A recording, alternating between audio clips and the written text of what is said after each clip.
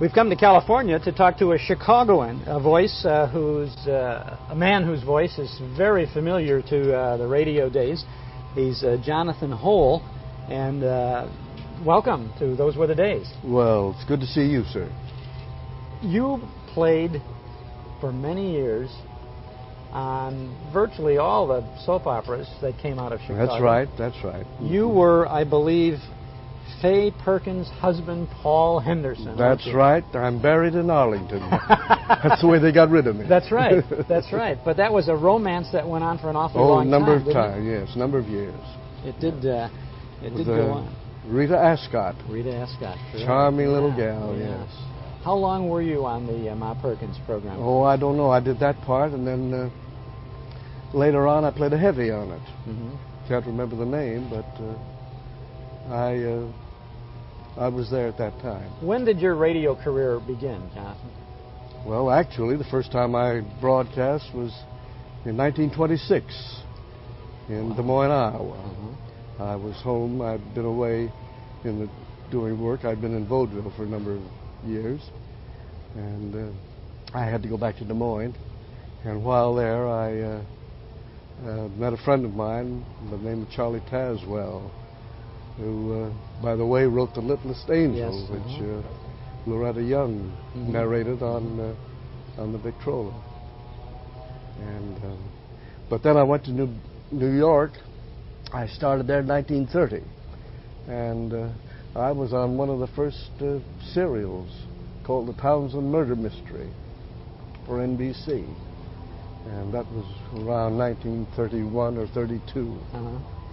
So how did you get to Chicago then? Well, later on, I worked in the theater for many years. I did dramatic stock for all over the country, and as a matter of fact, I went in once to see a producer, be interviewed, and he asked me what I had done, and I rattled off these names where I'd been in stock. He told me I sounded like a railroad conductor. And then I began to do radio in New York in 1930, and off and on I'd work in radio, but you had to be careful there, because at that time the people in the theater on Broadway didn't want you to work in radio, so you either made up your mind what you wanted to do. You mean if you were working on the stage, they didn't want you to be on radio? Of course, that has all changed. Yeah. I worked the Lux Radio Theater in New York, also out here in Chicago, or in Los Angeles too. Did you? What was the first program that you did, if you can recall, in Chicago? In Chicago? Well, I'm trying to think. I had been in Detroit for a year prior to going to Chicago, and under contract to a station there, and that was at the time that AFRA was organizing, and I helped organize it in Detroit, and the man that came up from Chicago was a very good character actor by the name of Phil Lord, and Phil and I had been friends before, and he said, when you get through up here, well, why don't you come on down to Chicago? There's a lot going on down there. So I spent a year in Detroit, and then I went to Chicago. And I don't remember whether could have been Ma Perkins, because George Fogel, who was the producer and director of Ma Perkins, was a friend of mine.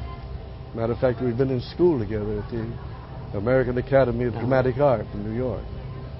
And so we knew each other. Well, you worked all over Chicago on virtually all the radio stations. I was a freelance, yes.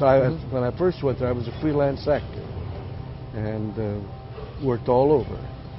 And then eventually I went on staff at WBBM. And I was there from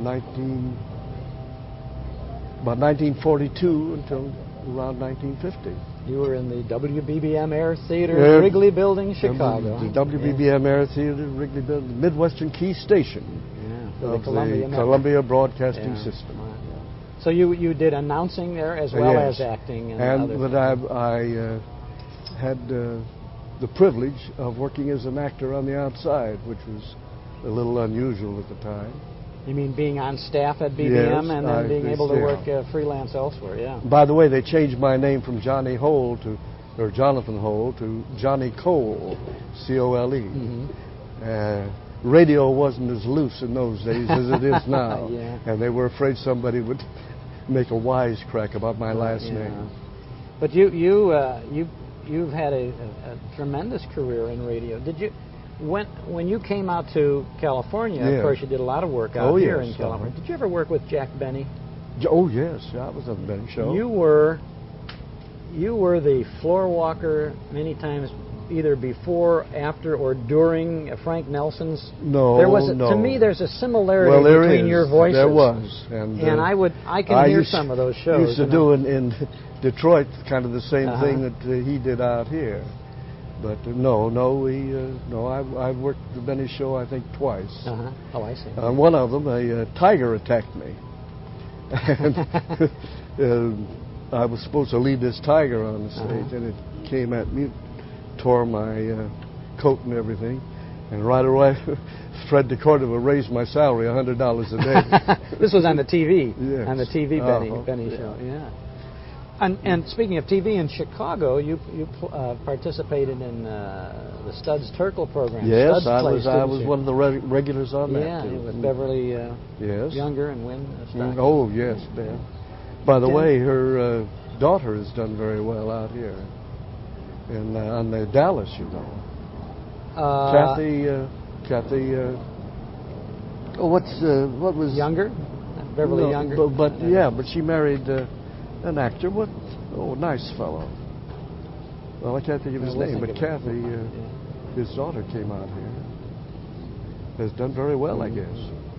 You did work, you said, on the Lux Radio Theater. You would have supporting parts to the main movie stars who would come. That's right. Right.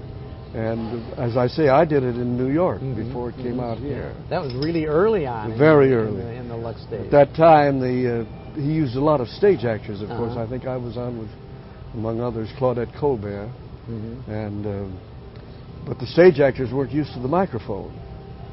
So Tony Stanford, who was the director, used to put chalk marks on the stage and tell him, he said, you just keep within those marks and let us worry about the microphone. I think in California they did something similar for the movie actors. They had a kind of a railing around the microphone area, and the movie actors would stay within this like a semicircle. Same idea. Yeah, same thing. Probably got the idea from Tony. Yeah, because they didn't know. A man by the name of Fred Mackay, I think it was, did it out here. You have some memories of close calls in radio over the years where you maybe missed a show or almost missed a show because the bridge was up in Chicago? A number of us Chicago people out here started a club called the Bridge Was Up Club, and we'd meet. We still do. There's still some of us that still meet every other Wednesday at a place to eat. But we have dwindled down to a precious few. Well, but I think Chicago was enriched because of folks like you who came to town and did a good job on radio. Well, we hope so. Yeah. Well, I think you represent a special group of people who did a decent job, who did a good job, who took their work responsibly and really, even being in a studio, maybe without an audience, had a rapport with the listening audience out there, didn't you? Well, I think a lot of us were better prepared. Most of us, I think, had been in the theater for a number of years, and we felt that we knew what we were doing. Did you... I will always remember Chicago. That's where my two children were born. Passivant Hospital. Oh, yes. Yeah. Well, we're glad that you took a few minutes to chat with us today. I'm very happy to. And we're delighted to see you out in the open here with the birds chirping in the background and someone cutting a lawn in the distance and an airplane maybe going over once in a while. Lovely, lovely California. It's beautiful. I've been out here long enough so that my blood has turned to orange juice. Well, we'll drink a toast to you and thank you for all the good work you did in radio. Thank you, Chuck. It's been a pleasure to meet you and know you. Same here. And remember me to Jonathan. any friends that may still be alive back in Chicago. We sure will. At WBBM. Thank you. Right, right.